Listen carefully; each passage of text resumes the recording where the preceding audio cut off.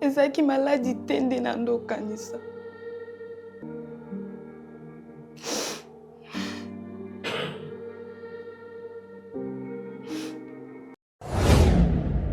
La voix du peuple, oh, la voix du peuple, oh, c'était bien, oh. Vincent Chilouise, étoile de la presse. La voix du peuple, toujours longueur d'avance. Les informations partout dans le monde. La voix du peuple, toujours actualité, la actualité. La voix du peuple. Maman Nangaye. Salut, bienvenue, chers amis, téléspectateurs. Na émission la yo, Vérité en face, émission la biso, émission ya Maman Leki, émission ya tante, émission ya oncle, émission préférée bonenga mingi parce que eyaka na makambo ya malamu, eyaka kofungola bino misu pona koyeba ndenge nini na kotambusa vie puis ko bakisa bino esprit ya discernement puis ko bakisa sagesse par rapport à la réalité. Émission la biso oyo permettra biso ya ko avouer la vérité to bomba comme la parole de Dieu nous le dit que vous connaîtrez la vérité et la vérité vous affranchira. Et pour na bandeko bayara awa c'est une façon de se libérer na ba secret oyo ba bomba et puis de l'autre côté na motoye ba vérité oyo peut-être trésor rendre captif na makambo ebele. Nous sommes là tous les jours à partir de lundi lundi à 21h, vendredi à 8h et puis dimanche à 13h na couleur télévision Tam Tam d'Afrique et puis ici dans notre chaîne YouTube La Voix du Peuple au Zarawana anytime, c'est-à-dire à tout moment vous voulez regarder ces programmes. C'est pourquoi nous vous invitons à vous abonner. Vous qui n'êtes pas encore abonné pour n'envoyer ba émission et puis d'abord vous abonner mais vous tout na ramena zomo na ba vérité face à sikate. Il faut toujours qu'on vérifie ce qui au cliquant na cloche il y a notification et ça va bon mon panzi au monde ngonga mo ezala faut cliquer tala faut cliquer na tout le vidéo. Pourquoi? Parce que comme tu côté ça la vérité en face tous les jours mais ceux qui ont cliqué dans toutes les vidéos, ça te permet, il y a des vidéos qui sont sur les fans, il y a des émissions qui sont merci Nandeko Ozotalanga ou bandiko liker d'abord émission, vous avez aimé aussi qui pousse na yo, qui sourit na yo, curseur na yo, na ici comme on sapi bache boye.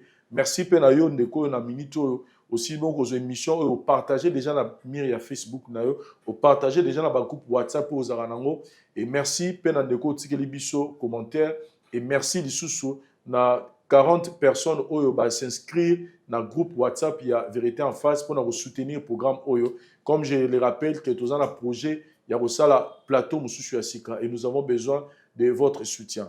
On se retrouve juste après cet élément pour démarrer cette émission de Vérité en face. Yamokola Lelo. Merci.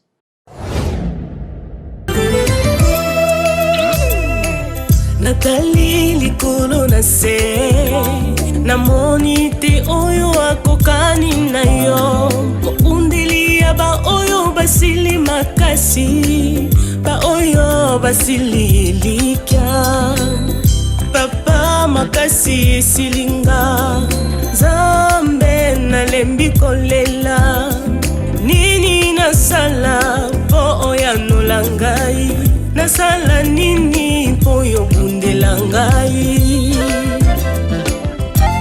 lamuka yawe kota likambo na ngai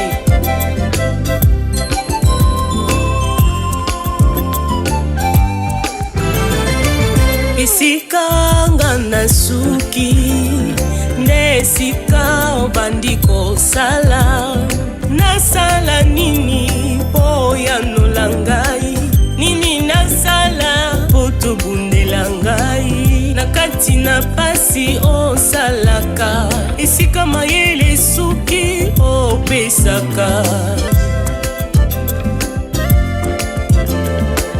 opesaka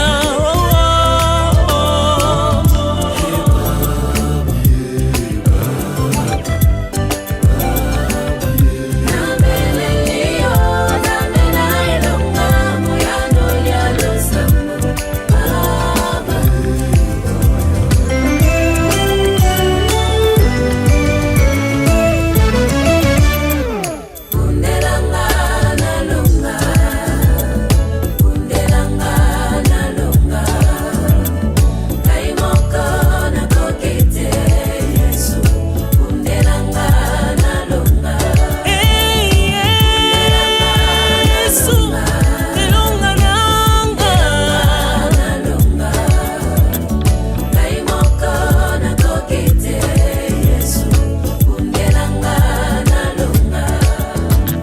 miso nanga. Le 27 juillet 2024, c'est le grand concert, la grande célébration. Il y a pasteur Mike Kalambayi à Bengibiso dans le stade des martyrs. Toya Bongo et Belé parce que Azo promettre Biso que nous allons passer des très bons moments. En présence, il y a Nzambe et vraiment, hâtez-vous parce que Biso se bien dans stade des Alarado. Tomiso Mbelanga déjà bien à Biso pour jour wana tous à la présence, tout comme histoire ensemble avec le pasteur. Et chers amis téléspectateurs, je continue à vous annoncer opportunité. Il y a du solo à Canada, de Gomora Benga Ipsinga Lobby ba Ipsinga, aux OP Sabatumisa na Canada, aux allez consommer le babier qui est le Canada. Il faut quand vous envoyez le message dans Bandonabio na Kinshasa, il faut bien leur expliquer que c'est pas que nous achetons le billet, c'est pas que tous OP Sabatumisa na Canada, mais ils allaient bureau ya consultation où ils ont aidé Bandeko pour la obtention ya visa pour la au Canada. Et nous sommes là juste pour nous jouer l'intermédiaire entre le bureau et vous qui êtes dans le besoin pour que beaucoup d'ana et Bango Bassi Alabino. Ce que nous avons trouvé intéressant, c'est que c'est pas une agence bazo tinda yo kende guluka. C'est-à-dire basale lio ba kanchelo ba biyo moko kende non. Bango ne bazo sala ba démarche jusqu'à ce que on reçoit visa na yo. Pour les autres détails, appelez ce numéro pour que vous ayez son numéro, vous avez que Azali, agent et Bicho, la voix du peuple, ou Azo ça la suivi à Bandeko, Barukoma, na bureau de consultation. De ceux qui ne quoi Robin ou Bicho qui Mukolo, Olinga, Okende Kuna, Salanga signe pour nous à la présent, faut pas beaucoup ça. Ils pour que Bicho, tout ça la paix suivi. Il y a des marques, il y a Macabon, parce que nous voulons que Bandeko Yakuna Bakene na Likamuti na Souka. Donc soyez à l'aise, nous sommes là pour faire le suivi. Et puis, tu vas rappeler Binoka qui est dans un terrain à Bisso, à niveau à Maluku, 4520 sur 20. Vous avez besoin, Benga Peka na numéro Mouni Bimi Awa, tu es dans la publicité, tu vas accompagner pour que vous soyez ma belle na yo. Et tu vas rappeler Pena Bandeko, tu es dans un terrain à Bisso, et puis tu es dans une agence K Moko. Sur le moti na mbongo na partout dans le monde comme les agences soignent les bongo FBT Misalande ils ont partout dans le monde il y a papa na biso Paul Fikipo donc n'hésitez pas il y a qu'à contacter agence Soana ils ont à Kinshasa ils ont à Brazzaville ils ont partout en Afrique partout en Europe partout en Amérique partout en Asie surtout pour les commerçants Dubaï Chine en tout cas l'agence y assure au moti na mbongo na yo ils ont à FBT Misalande. Chers amis téléspectateurs, nous sommes là pour continuer notre émission Vérité en face. Nous avons un cas, mais aujourd'hui, Vérité en face, c'est une casquette moussous. Casquette moussous, dans le sens que ce n'est pas une vérité comme on dit, dans cette émission, nous ne traitons pas seulement les problèmes à niveau de la mouta et de la vérité, mais nous traitons le cas à niveau de la réconciliation. Parce que l'étape le plus importante, il y a une émission, il y a un la personne avoue une vérité, mais qu'est-ce qu'on fait après? La suivi. Et même si ayebi kamao en dehors la vérité en face, tokoki ko yakawana pour nous faire réconcilier. Il s'agit d'un couple où ils sont sur le point au Panzana suite à une vérité où moi si a autant bon découvrir et le monsieur, le mari a préféré il a se confier par la bicho pour que tout aider à récupérer moi sinaye. Vous allez connaître c'est quoi le problème après que Toroyambaye. Je répète encore que nous voulons faire plein partage dans le concept de la vérité en face. Vous avez passé une situation, vous avez c'est-à-dire lesquels au retrouvant la vérité en face, au lingo partager témoignage nayo parce que souvent on reçoit des appels bon moi na mtabengwa lobi que les kambo bosali ngaipe na kutana na moto est similaire. Nous voulons vous recevoir aux na Kinshasa, aux na Liban Mboka. Benga biso, on va organiser vraiment un plateau spécial pour to recevoir un témoignage pour dans le but il y a ko raffermir les sous bakondima ya batu.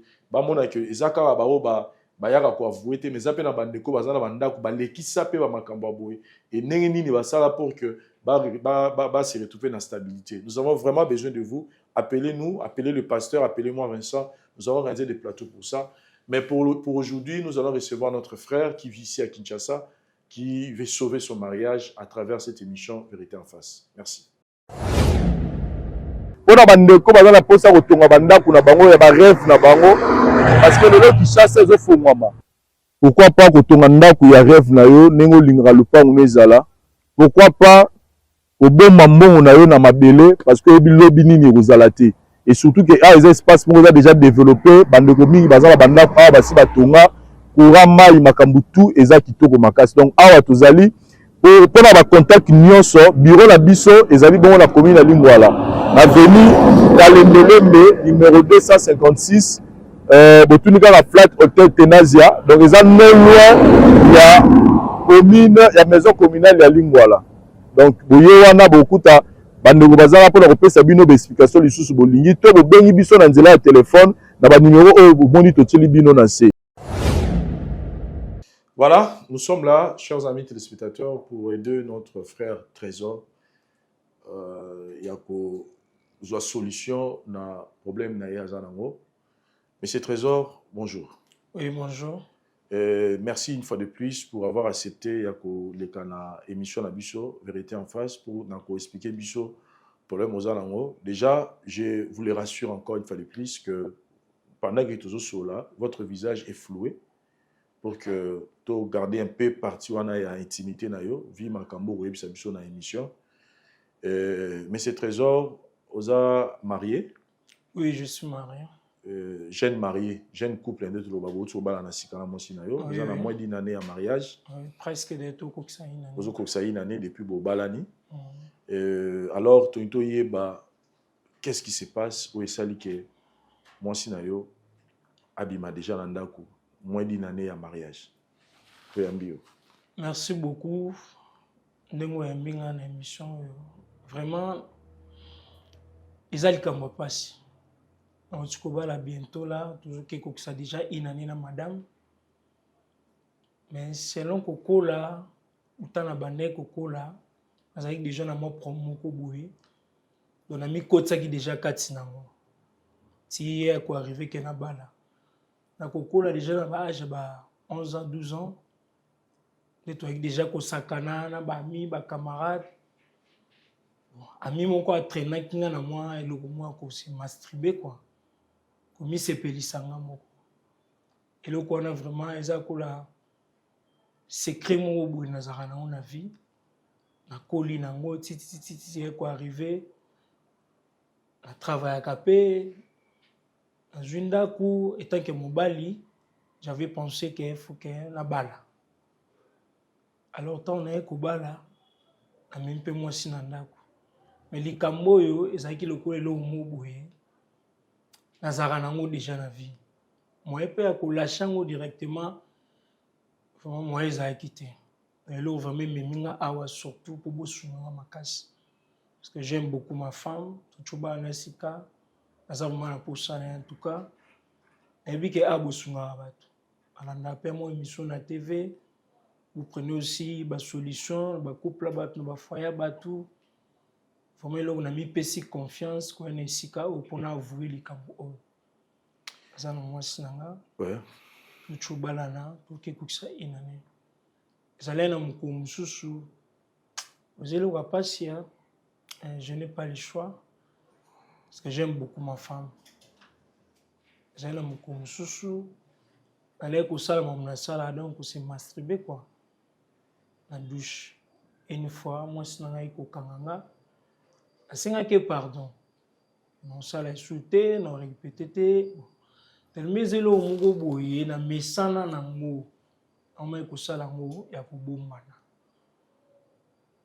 Ko mususu na la muka vers 5h bon quand on est na mi se pelisa ba sentiment ne yaka à côté na douche na bandio sala na mesana. Ma grande surprise on moi si ayokanga Giovanni on s'est une décision papa en tout cas eloko yo o asira kinga que kotika mais jusqu'à maintenant nous continuons quand avion de moi ça kanga bisaka azonga epana bango mais tellement na linga ke mingi mon na ekina maboko na no vraiment bosunganga vraiment que moi sinanga tozongana en tout cas le meminga ndé Merci beaucoup en tout cas pour avoir pris ce courage d'avouer ça déjà et le retour les a révélé, les a déjà condamnés. Nous sommes des chrétiens, nous savons que la pratique sexuelle se passera entre l'homme et la femme, et non l'homme seul ou la femme seule. Sinon, Dieu a fait la femme pourquoi? Il fallait attirer Adam Yemou na Mokili. Soyez des gens Nzamba Lobi, je vous ferai une aide semblable. C'est-à-dire que si Nzamba Pomisi na Mobali pour là, les ali bongo et pas à moi si pe si Nzamba Sali pour Mobali à là. Pour y moi si à les ali bongo pas à Mobali.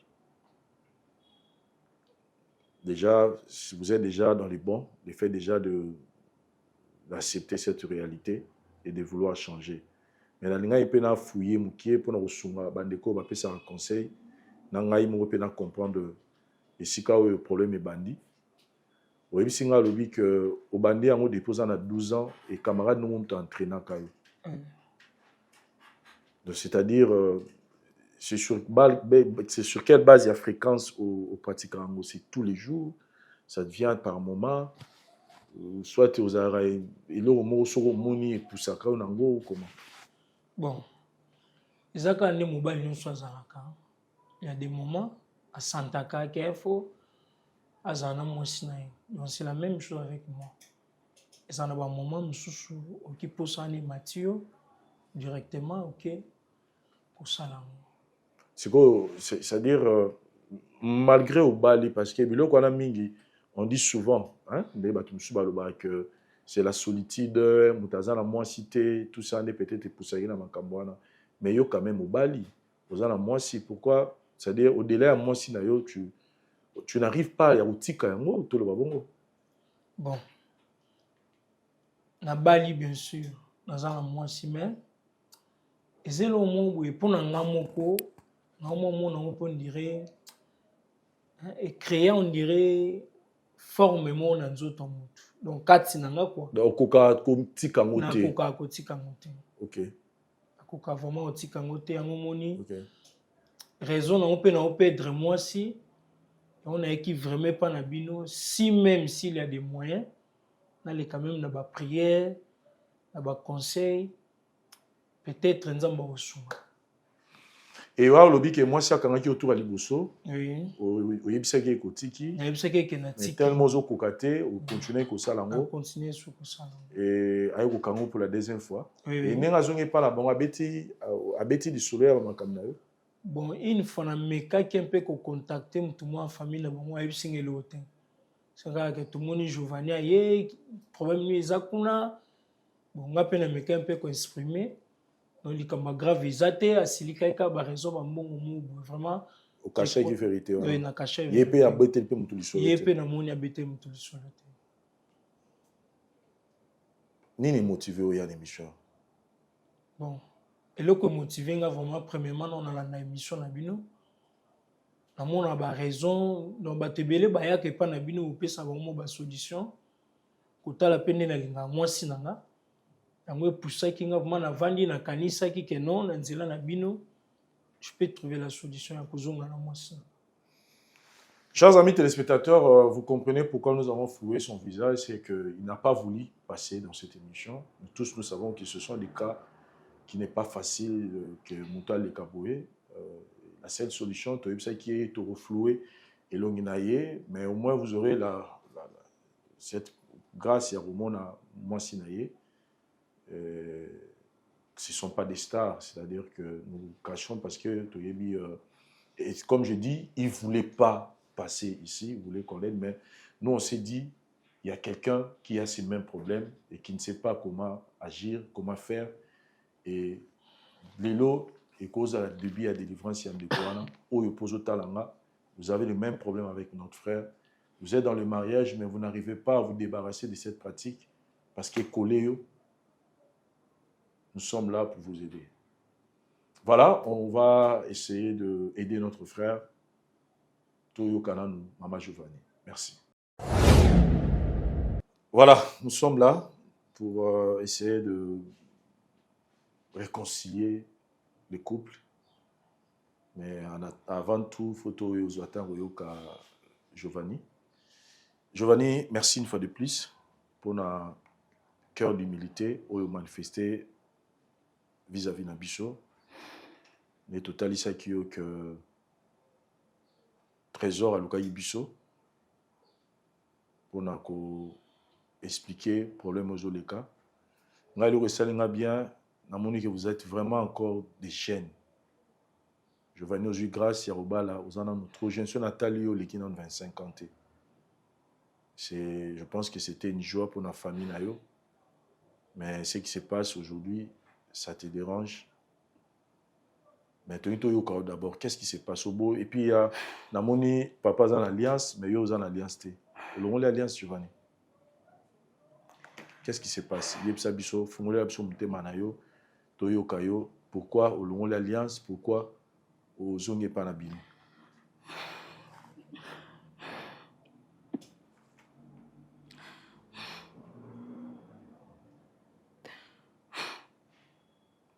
Giovanni, sois courage, Yarouloba. Kolelate, parce que ce qu'on les lit et qu'on souma bisote, et qu'on souma payote. Les gens ont mis sur mon côté résoudra le problème dans la vie. Ce n'est que tant que tu es le manquant, qu'il est temps d'agir et tu auras la solution. Je te comprends, tu es encore une jeune fille. Au côté de la peau, au CP, mais tu te rends compte peut-être dans la réalité où il y a tu peux nous dire au moins qu'est-ce qui se passe, Giovanni. Là, on nous a reproché Trésor.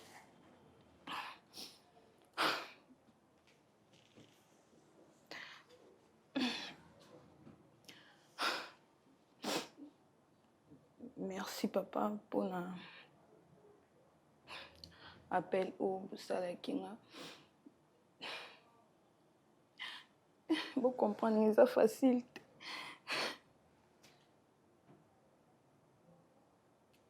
C'est facile, papa. Quand la monstre est monstre est on a vendu.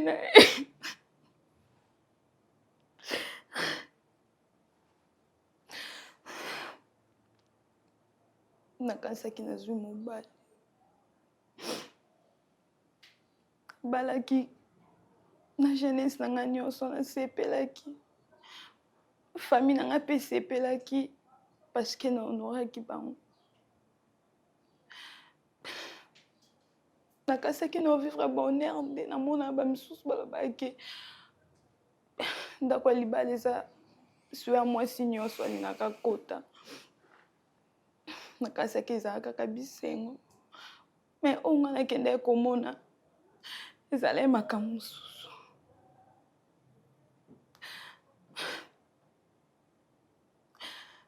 depuis tofana na mobali nanga oyo mobali akoka kosatisfaire nga te bapezwe nanga comme mwasi soki toza na mbeto bon mais qu'on trouve un peu normal, peut-être maladie. Avec le temps, tokomeka kobongisa.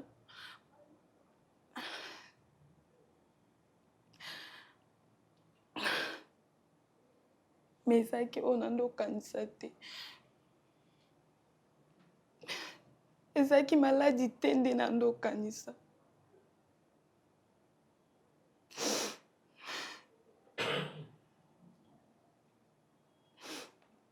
Papa, il arriva qui joue mon corps à Boutou.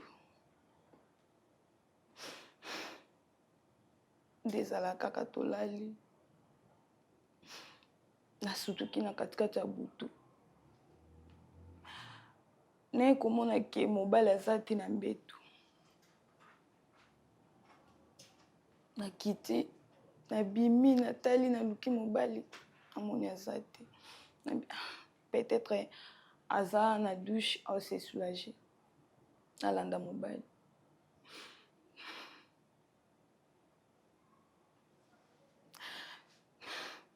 A fongo la douche boy.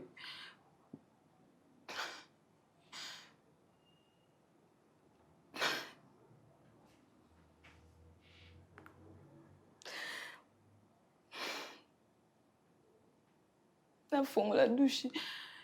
Na kekuta mobali. Azo se masturber. c'est ma semaine à savoir.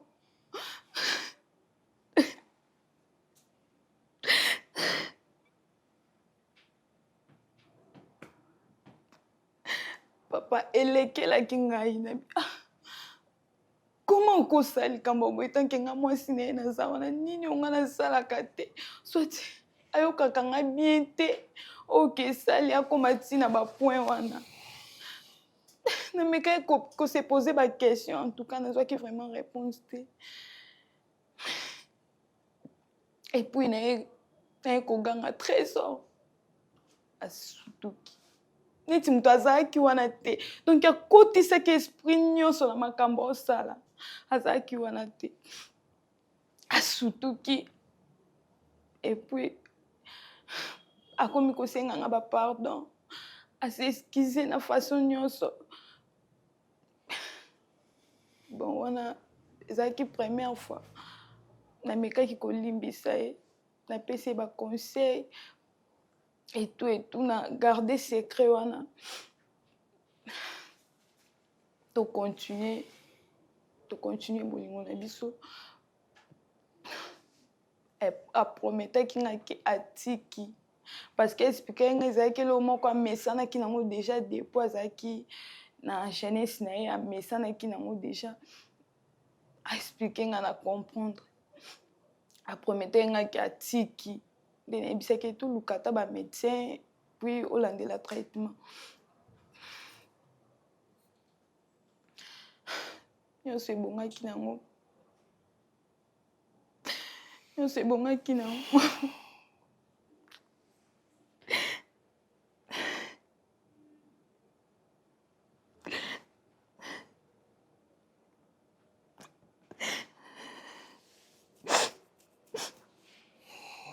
courage ya tozana na yo après lo nini ekoleka susu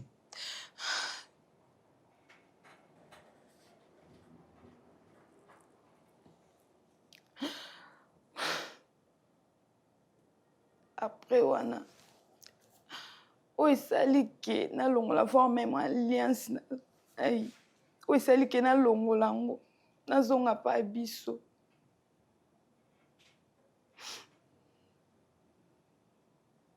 eza mpona deuxième fois nakangaki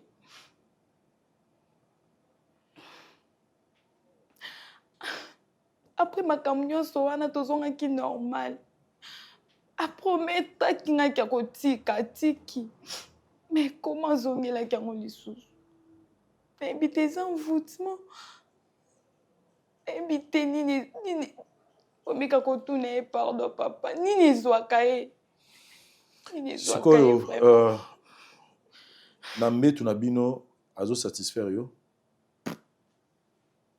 soki ata asalaka yango ndenge façon nga nakutaka ye wana soki ezaki asala yango bongo mpa na ngai naza satisfaite me na mbeto eloko te mpenza balobaka eloko te so amatika aboye moki akiti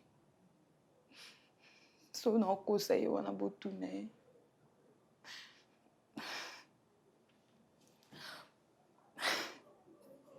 c'est-à-dire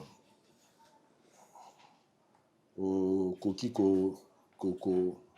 koaccepte réalité wana te ya ovanda mobali omoniki azosala bapratike wana okoka te papa nofa na moto aboye ndenge nini nofa na ye ndenge nini nofa na ye ndenge nini aza monstre aza mutu to aza nani naokoka te naza nanu jeune vraiment papa ya balaki nga mpo faire souffrir nga na ndako na ye toni parce que naacceptaki wana mais ozo continue ti wapi nga na ofanda na accepta buzoba wana vraiment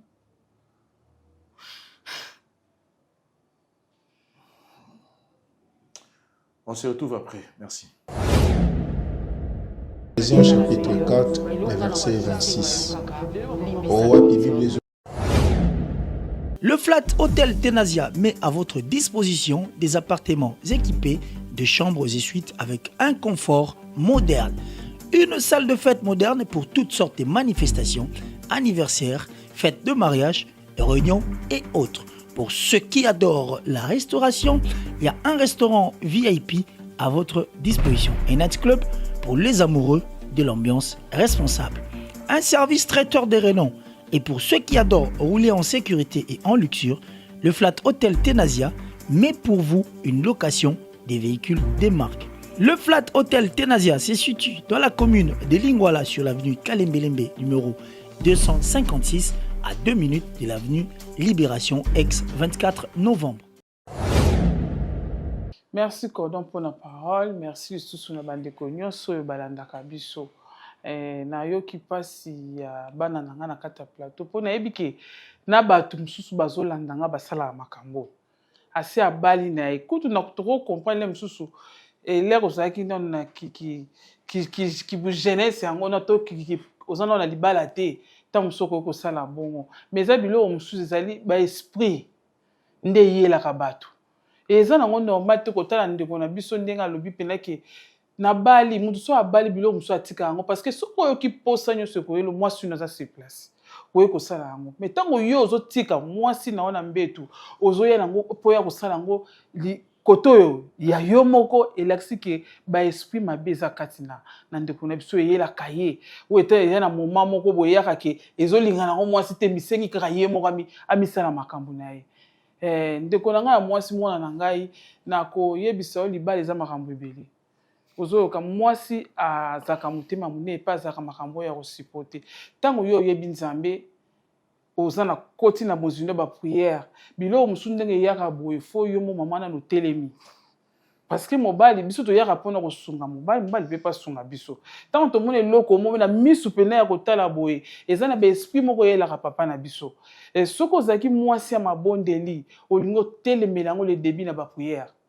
Parce que na prière nde eloko ekokatana balien oyo ekokatana kaka na nzela ya baprière mpo kotala pena bien ezaka baesprit nde moto eyelaka ye. Mais baesprit na mpo elongwa mama fo ezalaki baprière ndeko na biso akota pena na profondeur na yo mwasi na ye bokoti bino nyonso Nzambe wana nga na yebi akosala grâce po papa na biso kata balien oyo parce que mota zo bango bi naza na posa ya mwasi na nga naza na posa na kabwana na mwasi na nga ite.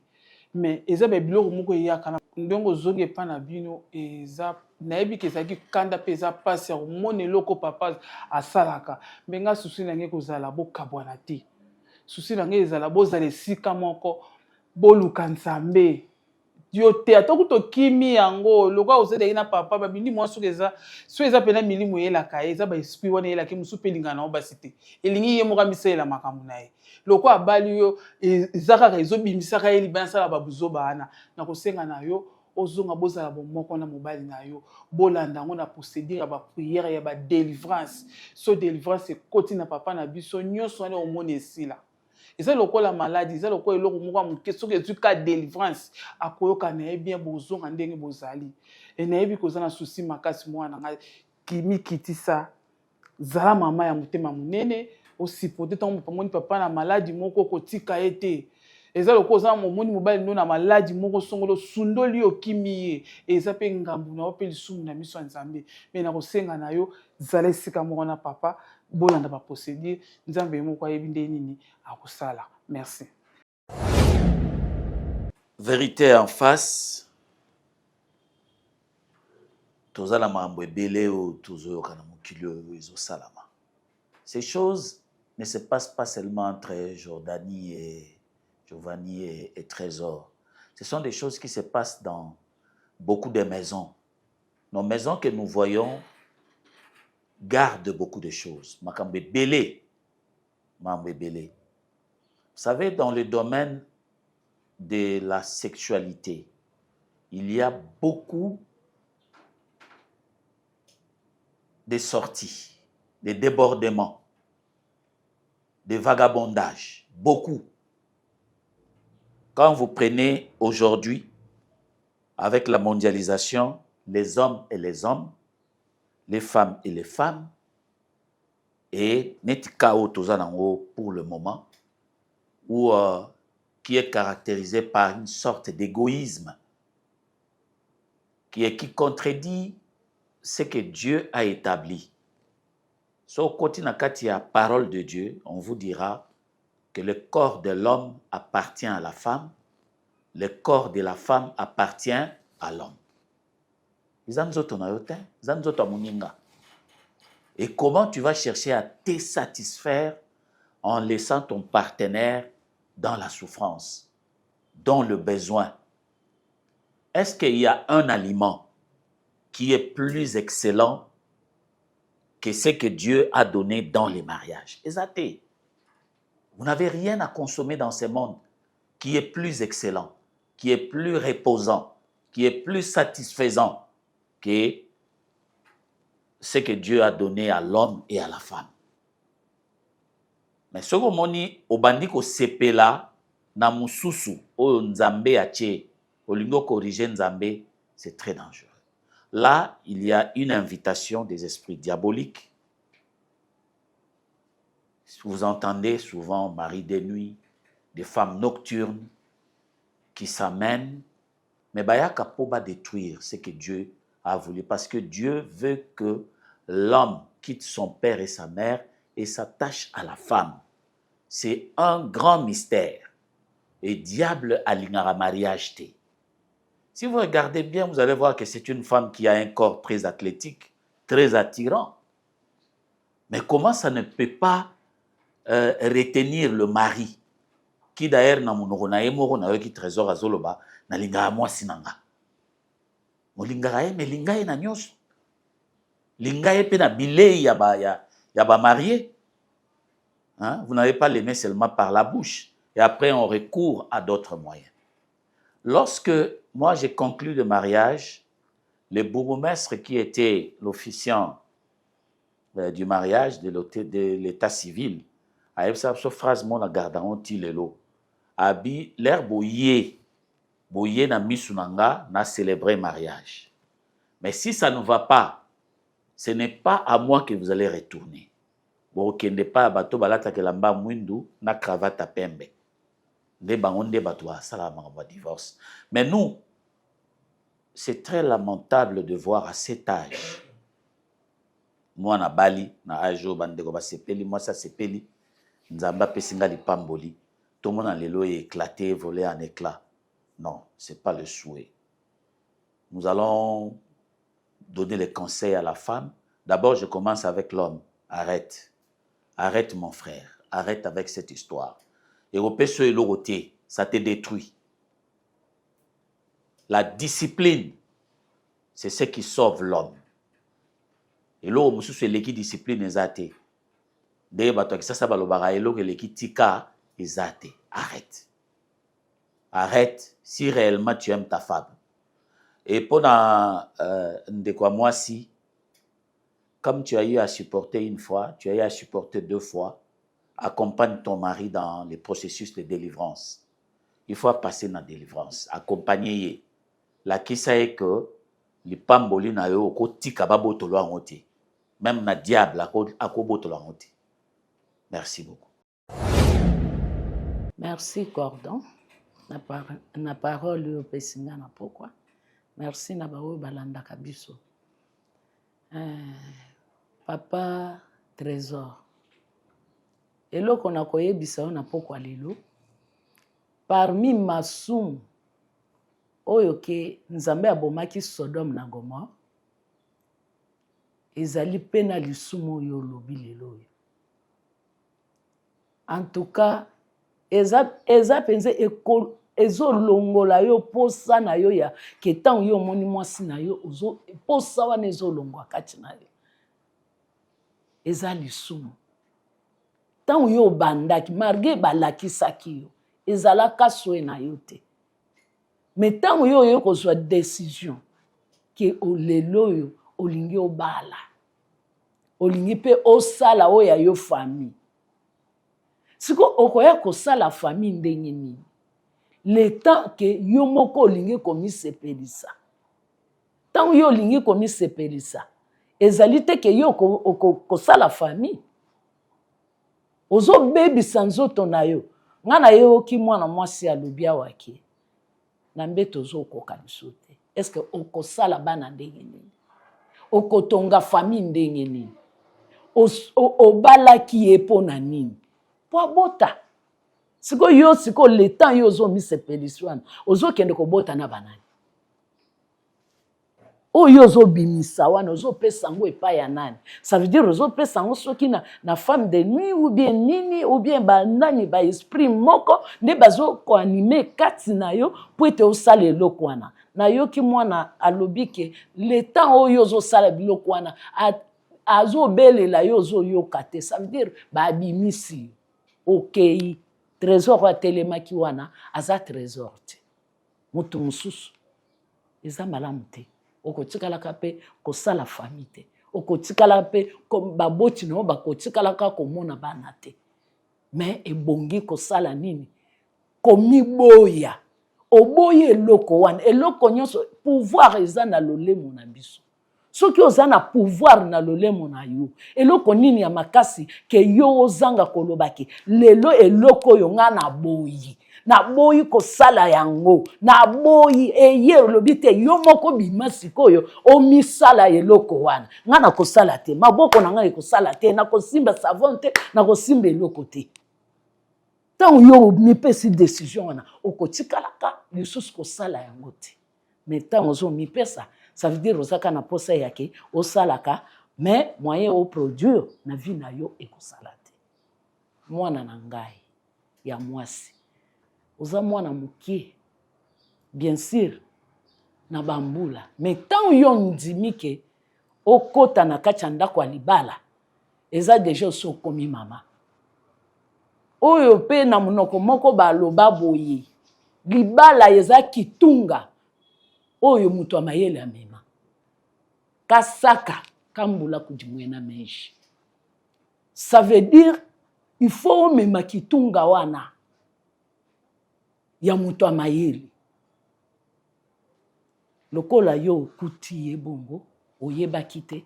Oyeko situka. Makambo wana zo sala. En tant que oza mwasi. Mwasi ya malamu. Atongaka libota na ye. Buka mabulongo na se. Likambo ya kosilika. Liboso ya nzambe. Mwana mukolo azalaka te. Me oyo koloba. Oyo kolinga. Nzambe. Opesinga mobali ona bo mwana na ngai. Eloko nini? Ezo se passé entre ngai na mobali. Nga na ye pona naza leki na yete. Naza tata mwasi na yete. Naza soki nani te. Na ye. Pote to balana. To bota bana na biso. To sala oya biso libota. Oye za nini? Mais tant yo kobuka mabolongo no na se. Mama. Eza na eloko moko te eleki nzambe. Eza eloko moko te eleki prière. Eza eloko ate eza ndenge nini. Eleki mikolo na mikolo. Na mbula na mbula. Solution eyaka kaka na oyo aza likolo. Na kosenga na yo. Kobima na ndako. Kokende pa na bino. Kozonga lisusu mbeto wana. Kozonga babanda kokomande yo. Oyo komaki komikomande yo moko. Kolamba yo moko kosala nyonso. Siko kuno ke kozwa solution ni. Solution malamu zonga epa ya mobali na yo. Sunga mobali na yo. Komisa ye mobali ya solo. Ata na ba prière. Pena babiloko oyo basala kakie. Mobali azonga mutu. Na ba prière. Okotele ya mobali ya kotelema. Yo kosepela pe na ndako alibala. Na kati ya mariage na yo. Merci. Merci Cordon pour la parole. Na lingina solande konabiso frère Trésor. Koye biso eloko aliboso na becho libako. Eloko yo sala osumuka te. Na boyi eza péché te. O sala eza péché te. O sala eza komi bebisa na yo moko. Osumuka te. O mi bebisa nde. Parce que ma pratique wana et détruise la vie à moto. To pese la exemple to lobi bazui papier batie na mai babimisi résultat ezalani c'est la vie de bandako pasuka. Et ni koloba o pratique moto sala a lokola papier maintenant batie na mai alembi tant ba obimisi c'est déjà accidence et ngolo ba abebi déjà. Cela veut dire o sumuka na kati na yo moko. Ce n'est pas des pratiques où on a que mon frère tika ba pratique bimana kati na non. Ce sont des pratiques où essayent la kana mutu ko lande langwa la loupe pas bimana ngo. Parce que ce qu'on lobika na munoko ke utiki okotika monte yaya. J'ai une petite expérience ya Maria Mama Kambuya lolenge ya boye o bato azoli so papa na zwaka ba na zuba diso ta 100 fois ata na tika après 3 mois na zongela ata na tika après 2 mois na zongela et ni koloba ndeo a décision eloko esengela na muteza molimo na ye ekoma na maboko na Nzambe parce que na misala koloba l'homme est dichotomie, cela veut dire l'homme est esprit et l'homme est corps. Or na kati ya nzoto eloko e faire fonctionner nzoto ils en ont molimo molimo ça la diriger aya fandi abani coopérer pour molimo elia kate mais elia lo sambo. Or nzoto elinga lo sambo te nzoto eboya prière et etali soki na lembi et etali soki na makambo osala mais molimo yoloba na posa prière pour nzoto ezala sauver. Nzoka ne pratique aux osala et bandara lokola maseki et bandelo no lobi bandara na kamana na lakisanga na pe na bandongi banjo kola na pesi merci vraiment parce que nzamba pambolio na affirmant nzamba pambolio na mwasi parce que pratique aux osala et kolaka soit koli o koma tota mwana nzelo ko kwa na mwasi no mais mwasi na mwasi azaki so fait koli et comme là le zoka muta o pema peni na o même muta ate susu muta ate. So que koli, il y a des gens qui que papa et kolanga na koma so na live na bilamba na lamki bilambiate. Na kuti bilamba na côté, mais na linga moko. Ça veut dire pratiquement koli boti molimo. Mutola na ndako abi na santaka mouvement mutu na ndako na kota ka bimanga mais na mona mutu te. Ko na komo bana tika ngo mais déjà au fond da bozo ka yomu ko zo yelo atazo lamba waka bwe yeli akoti na douche. Absolument ba lamba. Ça veut dire que ça l'appelle. Pourquoi molimo mo ekoli? Et laisse-moi te dire encore sur ekoli et comment zo bota ba na kita. Et tambulo na ba no nyonso. Et tika mutu mo te ke o ya bimi sense of non, te me uti na lokola moboti et kiti na batu nyonso. Na lo makambo pour na décourager. Non seulement ko décourager mais ko tali so vérité ya o e koko sala na vie no peut détruire vie no mobimba. La première chose et sengelo yeba ke nzoto na ki mobali et ezanga ba valeur nango na yo moko na le physique, je parle physiquement ozala susu te ndenge ozala ki tango ozala kana osala ba pratique ngote otsa su bongote et diminaka ki mobali ya mutu et longola mutu na makasi raison pour laquelle moi sous na raison ko lobake a yo côté c'est au perdre ba valeur no au perdre force na ki mobali likola pratique wana. Et même chose en aïe oyo kano loté. Donc c'est au salon tiko sala. Parce que ndea on aïe oyo moko ozo se sentir que oza bien. Mais ezo sala passe pourquoi? Parce que nazana on a mbé tout là nous na susu moko zate na ke na kucho yo moko au fan au manona mwasi. Na benyo bongo excusez nga. Donc c'est nga lokola mutu na temi na tali oh mais mutu nga na zala na ye na tinga pe na mbé tu no nyi epekisi adimana nga. Ça veut dire et ça lo ba appel. Et yebiso yete yaka bima na kati ya pratique oyo bima na kati ya pratique oyo kapasi ya vino alobi raison pour laquelle na yebiso na après-midi oko yebisa yo Luka fisa kota na kati na yo Jean chapitre 8 le verset 36 si le fils vous a affranchi vous serez réellement libre et Galates alobi na Galates chapitre 5 le verset 1er koloba c'est pour la liberté que Christ nous a affranchis. Cela veut dire pourquoi? Parce que ça y est. Alors, si on bandi ba pratique au mikoti na kata boloko ya vino mobimba. Et yeso obenga ebiso pesanka espace ngana kota pona kangula. Mais si on a kotipé na ebiso déjà ki na kangula yo. Comprends directement que tu as un problème au yesenga na yo ozo conscience ya vie na yo et au look la nzambe parce que délivrance na ngozana possible et ana gravité parce que dans comme monter les gars nzambe na makasi même to lobeza milimo uta na mai to ndimi eza milimo uta na mai mais ko uta na mai nko bate ko zala makasi ko lega komba Yesu pesa ngoka espace ya na ngai na ina chité ko ebiso boyi na makambo libala ngala ebisaka batu 1 Corinthiens chapitre 7 le verset 1er à 6 wat ba beta li solo pena mamotali libala o bazolo banzoto ya yo ezapona muninga o muninga ezapona yo kutu na sepelaka parce que okiti na 4 ba loba même iso sengelo kende ko sambela bo solola na mwasi na yo cela veut dire ba bimi même na makamba bonzamba zongi na batu na kata nature parce que le mariage est physique tant olingi mutu comprend directement que il a un problème je dois l'aider na aider ndengeni na aider tant na comprendre que nga pe na bénéfice na katia nga kuna yoko kana ozolo babwe na mon na senti ko kabwa na binote na comprendre que nzamba ndiksi ka mutema no osala art osali po na mobali na yo trésor abima na katia pratique pour soko baneka ko observer otalisa mawale mso alinga tika la kaka alors pour osunye besenga ko bima ye afana comprendre que na problème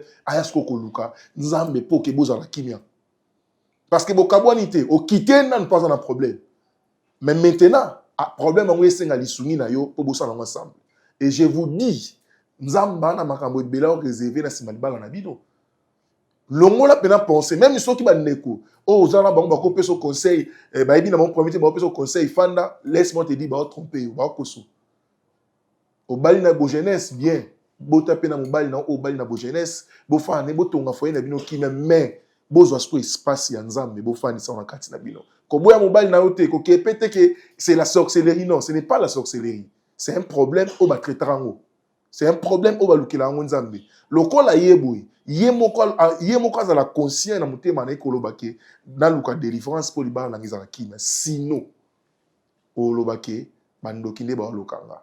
Merci beaucoup.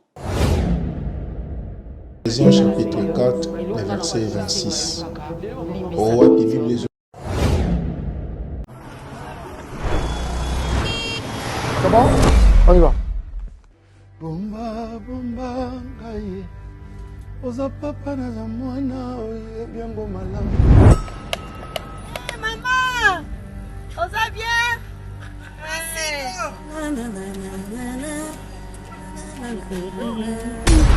Soki olobi na koyoka, otindi na kotosa. Yesu nga nalingaka yo, papa nga nazala ya yo ye. S'il te plaît, l'heure. On prend la pause. lelo nakopeki marché na biloko kitoko lelo vraimen nzambe naza kotenga bien eloko ezali lelo tobima maboko pamba te lokwa alobi lobi evike ngai na bimene eloko sambela ngai Tiens Boni, Luka mon cher. Maman Boni, papa na ngai tosepeli kuna yo tosepeli lelo kutu depuis ntongo azalaka koyemba likambo ya molu anga kutu naotala ye nazoseka kaka Boni mosala d'abord ezokende bien. mosala ezokende malembe nango papa Voilà, ça. Vaccin à pilipili, faut vaccin à pilipili, maman. Vaccin à pilipili. On a ba affiche partout bazotiaka mpenza ba affiche pour na stade. Oh, voilà. Tokoya papa. Ngai nakoya plus tard 6 heures. Ah oui, hein, ça. Namoni bien te na olala. Artiste obeta na grand libulu. Que papa tokoya biso nyonso babanga nyonso toteka tokoya mpenza. Merci mingi pasta ata mwa kapela. Prochainement, merci. Avant goût, ata ya muke kaka. Papa salela biso mwa kapela ko pesa muke.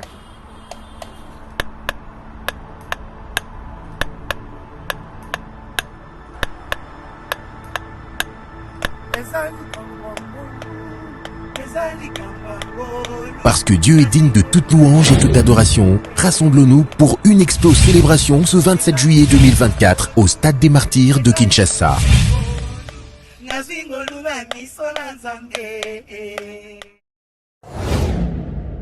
Je dis merci à l'équipe Nabiso à conseil pour l'assistance Nabino et puis je dis merci à conseiller Nabiso de se retrouver à rendez-vous dans les commentaires où on a le temps d'échanger, de vous écouter, de vous lire. Parce que comme je l'ai dit, et sur Nabiso mingi pour nous résoudre des problèmes autour de la plateau Nabiso, vous contribuez très efficacement dans le problème de Tozanango. Mon frère Trésor est nako aborder likamno na ba angle mibale toyoki ba conseiller na biso mais na lingi na sunga yo mukie puis na sunga bande ba otala biso. Votre problème se situe sur deux niveaux. Vous avez un problème d'ordre spirituel comme on le dit, c'est d'ailleurs c'est spirituel. Mais dans la spiritualité nous avons des sous-angles. Premier angle ezali ba sala nzambe, il faut ba sambelela yo pour vous aider ya ko tika ba pratique wana. Mais deuxième angle, c'est le cerveau de l'être humain n'est le cerveau être humain, tous en a partie mi-balé. Tous en a partie conscient et puis partie subconscient. Subconscient, c'est ce qui vous représente, vous, la personne, vos habitudes, votre comportement, votre façon d'être. Et subconscient a se nourrir ça information aux ozoa libanda ne mozokola depuis aux amona muké. Et puis subconscient bossa na l'autre côté. Quand vous êtes là, il y a des pratiques où on peut vous rappeler même à Kambo Salah, yomo oro expliquer sur Kambo Salah qui est na inane, na date précise. C'est-à-dire c'est une partie où tout est logé. C'est la partie où on utilise, pour utiliser même pour s'épanouir makamnayo. Et c'est cette partie-là a été mal, souvent beaucoup de gens, cette partie a été mal programmée depuis au moins la Tilelo. C'est-à-dire, je reviens sur ton cas, tu as un problème, c'est que il y a un programme, et côté dans le cerveau, il y a masturbation. Programme, on a sur le côté dans la partie subconscient, il faut répéter en mot. Si on répète, on a comme une habitude. Habitude est un programme qui est installé dans ton cerveau, où il est à la bongo. Mon autre la tongo, il faut brosser, il faut la maille, et c'est même, et ça programme, ça déjà, dans le cerveau, dans le subconscient. Et tu as le même programme où il y a le subconscient, il y a masturbation. Et cette partie dans le subconscient, il y a au-delà de la force. C'est-à-dire que c'est un passé, une partie où il y a commander, diriger, au contraire, il y a diriger. Vous allez voir des gens qui vous disent, mais la cigarette, mingi. J'ai vraiment envie de laisser pour fumer, mais même si Natiki après 3-4 mois, nous sommes obligés à zonger. Pourquoi? Parce que dans votre subconscient, il y a un programme qui a déjà établi qu'il faut filmer. Donc lui va vous rappeler, même si il faut filmer, il va nous rappeler si il faut filmer. Souvent, c'est beaucoup de gens traduisent en possession, non. C'est une partie, c'est-à-dire c'est un programme qui est établi. Quand le subconscient prend et donc à côté si on n'est pas naïe, frère, olingo lingate, okosala yango. Donc c'est une partie où ils sont forts. Donc olingo lingate, okose soumettre dans la partie wana. Et c'est le problème que vous avez. Ce programme a été déjà installé dans votre cerveau. C'est comme l'ordinateur. Maintenant, ce qu'il faut faire, on doit déprogrammer. Programme wana, la tautologie. Il faut pas déprogrammer yo pour que les Cambouana est si là. Et c'est vraiment tout un programme au Folanda. On va prier pour toi, mais tu dois être suivi. Je pense que le psychologue, je pense que les gens qui suivent le programme de développement personnel comprennent ce que je suis en train de dire. Tu dois suivre tout un... Donc ça dit, il ne faut pas désinstaller le programme, tout système. Et on doit mettre un nouveau. De ton propre, la volonté na yomoko, olinga otika mon n'est-ce pas? Oui. Olinga ngote, olinga ngosute. Mais tu sens une force en toi qui te pousse à faire ça. Voilà. C'est ça. C'est-à-dire que tu as dit à ton subconscient, j'ai besoin de faire ça. Il y a assez à capter en bongo. Donc olingo lingate, tu vas te retrouver dans ça. Alors il y a tout un système où on doit te déprogrammer pour que olongo lango. Et c'est la prière. Dieu maintenant avec la prière yanza betan prière attend au salama, on va maintenant c'est-à-dire prière à yeko longo la siko bablo wana nyonso et tu vas retrouver ton état. Ma sœur Giovanni, ton mari a un problème. Et le problème que mon bail nous a un problème ya inaité. Tu n'as pas besoin ya otali miso mabe. Azani kaka conséquence il y a programme oyo ba kotisa na mutu na etanga za na mwana muke que c'est masturber c'est bien. Et le fait de le faire beaucoup, son corps, plutôt son cerveau, est retenant que c'est masturbé. C'est pourquoi poussara ya salamo. À salamo de manière involontaire. Au début, c'était volontaire. Mais après, c'est devenu involontaire. C'est comme quand on conduit une voiture. Au début, au moment où on est concentré, mais tant que on a la téléphone, on conduit, parce que le subconscient a déjà enregistré ce système-là. C'est comme lui. Il ne le fait pas parce qu'il a besoin. Il le fait parce que dans son enfance, il a envoyé le message dans le cerveau que c'est masturbé et ça bien. Donc, toi, tu es venu pour que Atika Yango. Alors, on dit le mariage est pour les babi pour les meilleurs et les pires. C'est que yo la libala na yo, les pires na yo eza yango okutani nango, et ben tu as cette capacité de transformer Pirouana et comme meilleur. Ce n'est pas qu'Ozonga pas la bino ne mutu et résoudre les problèmes. Le frère a manifesté son cœur. Il a dit que il a besoin, Azan a besoin de Tikango. Ce qui a le but, la volonté, je connais ce que je suis en train de dire. Nous devons aider notre frère par la prière et par des techniques que ça que Atika Yango ezali. Kotika été, nous ce qu'on te conseille, zala moisi, zala aide semblable au Bible lobby. Oya ki na vie na ye po na ko sungaye. Oya ki na vie na ye po na ko aider. Ba problème wana ba pratique wana ba salaka oui et détruisaka fonctionnement ya makasi ya mobali. Parce que nous autres on a biso mibali quand on fait ce genre de choses partie au benga glande des ara déjà partie mo ara déjà sensible. Et ceux qui déjà messali na bablo wana il suffit qu'ara tout en autres ya moi si a okokati. Mais s'il arrête avec ça avec l'état, il va retrouver toute sa forme. Donc nous on te demande à notre niveau ya ko limbisa mobali na yo, ya ko comprendre que mobali na yo a un problème d'ordre en général spirituel, il doit être suivi et toi tu dois être à côté de lui pour l'assister. Ne l'abandonne pas. Soro Nimagi, oui, Nami soit Nzambe, et ça parce que tu as de l'amour pour lui. Ne l'abandonne pas.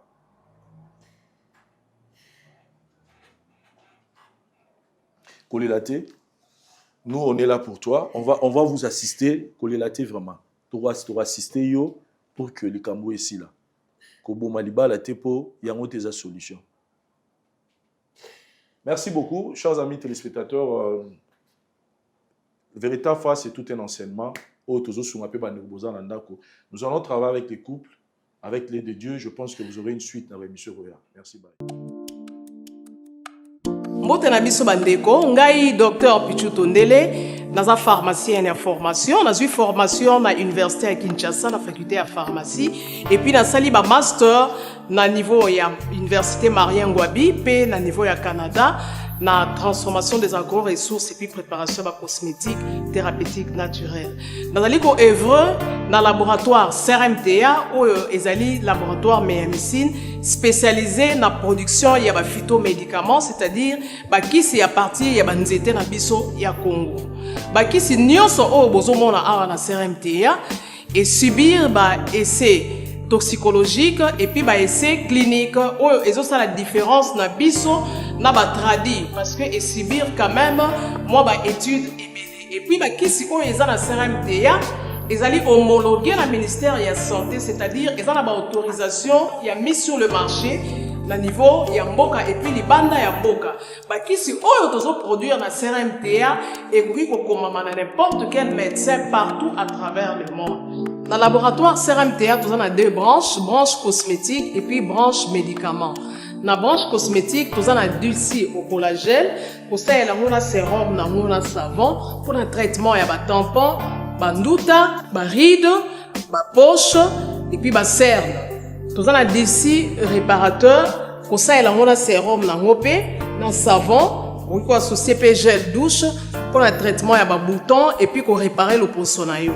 Nous avons dit 6 cheveux pour ça les lango huile nango na shampoing nango pour le traitement ba cheveux abîmés ba cheveux haut et baby ba cheveux colorés ezali ko botisa suki noki et puis ezali ko retarder repousse ya ba cheveux blancs tous a na parfum na biso o to sali à base ya banzete na biso ya Congo spécificité nango ezali ko kitisa yo stress na kati ya nzoto na branche médicaments tozali na méamycine, sirop comprimé, ou ezali kis na biso ya ba mib, ba levure, eza anti-poison, ezali ko traiter ba problème nyonso ya libumu. Tozali na kis na biso diazostimile, ou ezali ko traiter ba différentes formes et impuissance sexuelle, totangi éjaculation précoce, dysfonctionnement érectile, manque ya libido, azoospermie. Tozali na kis na biso zingenalis, supo, na comprimé, ou ezali ko traiter ba différentes formes ya hémorroïdes, interne na externe, ezali ko régulariser pe cycle ya bamama. Tozali na kisi na biso Sensifos oyo ezali kisi ya malaria présenté sous forme ya sirop na comprimé. Tozali na kisi na biso Meamycine crème oyo ezali kotraite différentes formes ya maladie oyo ya ploposo, bamycose oyo esalaka na makolo ya bana mibali, maladi ya mpesema palata epai ya bana na maladi mosusu ya loposo. Tozali na Diazolex oyo ezali kotraite différentes douleurs climatismales, badouleur ya mokongo, paiement, allergie au pollen. Tozali pomade oyo tomoli nkombo ya papa na biso Tondele Diazolo. Tozali na Meamycine crème ndenge natamaki. Tozali na Allium oyo ezali kisi na biso ya tension, ezali kotraite hypertension. Tozali na Borex oyo ezali kobomisa système ya bapapa, ezali kokomisa yango molai mpe monene. Tozali na Menga kisi na biso ya makila oyo ezali kozongisa makila na bato oyo baza na problème ya anémie, quel que soit son type ya anémie. Et puis tozali na tisane Dr Maxon oyo ezali tisane na biso ezali kotraite bamyome, bafibrome, kyste ovarien, et puis basi oyo baza na problème ya kobota. Tozali pe na diabétine oyo ezali kisi na biso ya diabète, et puis tozali na antipoison na biso oyo ezali koneutraliser poison na kati ya makila. La voix du peuple, oh la voix du peuple, oh c'était bien, oh. Vincent Chilouizi, étoile de la presse. La voix du peuple, toujours longueur d'avance. Les informations partout dans le monde. La voix du peuple, toujours actualité, la actualité. La voix du peuple. Maman n'a